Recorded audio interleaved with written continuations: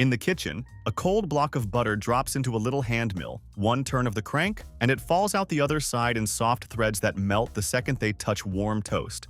At dinner, a heavy clay pot sits in the middle of the table with no flame under it, still steaming, keeping the food warm while everyone eats at their own pace.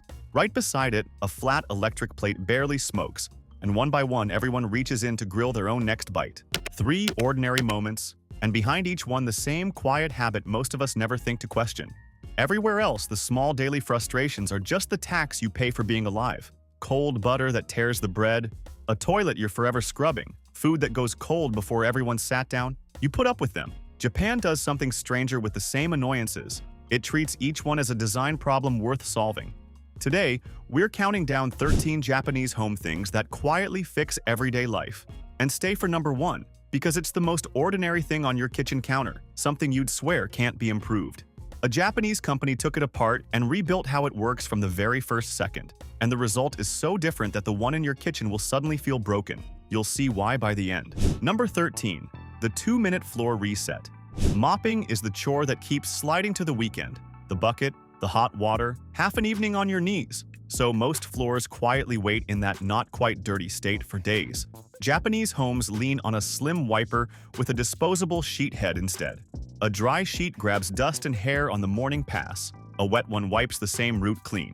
And the whole routine takes under 2 minutes a day. Do that daily, and something odd happens. The floor never reaches mopping day again, because the big cleanup you keep postponing simply never gets the time to build up. Number 12. Pour over from a paper bag.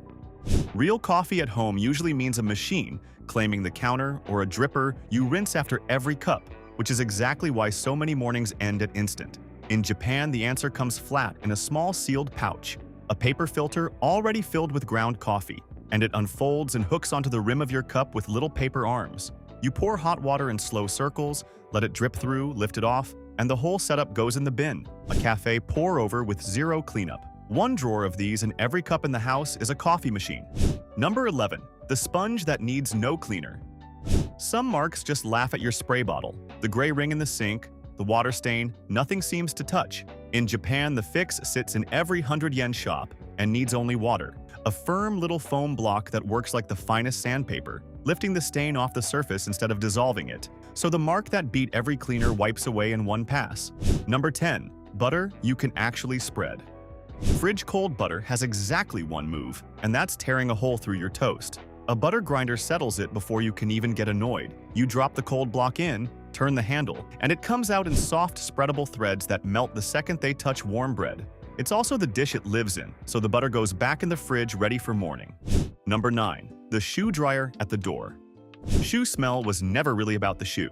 It's the damp left inside after a long day, where the odor bacteria move in. By the Japanese Genkan, you'll often find a small machine you slide into the shoe overnight, pushing warm air through until that hidden moisture is gone and the smell has nothing left to grow on. It doesn't mask the problem, it starves it. Number 8. The bin that hangs on the cupboard. Cooking means 100 tiny trips to the bin. Turn, bend, drop, turn back. A lot of Japanese kitchens clip a folding holder inside a cupboard door at counter height, so the scraps drop straight in while your hands stay where the work is. When you're done, it folds flat and disappears, with no pedal bin eating up floor space in the corner. Number 7. The flour that cleans the toilet. Scrubbing the toilet is the chore nobody schedules and everybody resents. So instead of the brush, you press a small stamp of cleaning gel inside the bowl where it sets into a little flour, and every flush releases a bit of cleaning agent that keeps lime scale and rings from settling in. You still scrub, just far less often. Number 6. Shiatsu without the appointment. By late evening, the tension has gathered in the same place. The back of the neck and the shoulders, tight after a day at a screen. Shiatsu, the Japanese pressure massage, normally means booking a session and paying for someone else's hands. Japan put those hands into a device you keep at home, where rotating nodes press and knead in slow circles that copy the rhythm of a real treatment. You drape it over your shoulders while the television's on, and the knot that's been building since lunch slowly lets go. The appointment comes to you, and it never checks the clock. The pot that keeps dinner warm. You met this one in the intro. Metal pots heat fast and cool just as fast, so the stew you served hot goes lukewarm before the last person sits down. A donabe, the thick Japanese clay pot, works the other way around. The heavy walls hold heat long after the stove is off, so the pot carries its own warmth to the table. Everyone eats at their own pace, and the last bowl is as warm as the first. Number 4. The grill in the middle of the table. You saw this one open the video. Everywhere else, grilling is an outdoor project with a weather forecast attached. Space, setup, timing, and one person stuck on cooking duty while everyone else enjoys themselves. In a Japanese home, the grill simply comes to the table.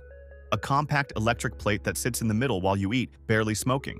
The moment it's on, the cook isn't one person anymore. It's the whole table. Everyone grills their own piece at their own pace, straight off the heat in front of them, so dinner stops being something one person makes while the rest wait, and becomes the thing everyone does together. Number 3. The scale that reads your body. A normal bathroom scale answers one blunt question and often ruins your morning doing it. This one, from the Japanese company Tanita, treats your body as more than a single number, so you step on, and within seconds it estimates body fat, muscle, bone, water, even a metabolic age. Tanita built the first body fat scale in the world in 1992 and had a home version in bathrooms by 1994, turning a clinic measurement into part of your morning. The number on the floor stopped being a verdict and started being information you can use. Number 2. Bread that bakes while you sleep. Fresh bread at home usually costs you a morning you don't have, between the kneading, the rising, and the baking. A Japanese home appliance quietly deleted the whole list. You add flour, water, and yeast the night before, set a timer, and the machine kneads, proves, and bakes it overnight, so you wake up to a warm loaf and a kitchen that already smells like a bakery. This wasn't a small tweak either. The first fully automatic home bread maker in the world came from Panasonic back in 1986. You go to bed with a bag of flour and wake up with breakfast made. Number 1. The toaster that steams first. And number 1 is that ordinary thing I promised you, the one you'd swear can't be improved. A toaster. Ordinary toasting dries the bread out edge to edge, so the best part, that soft, steamy inside, is gone by the time the crust is ready. Balmuda, a Japanese maker, came at it backwards.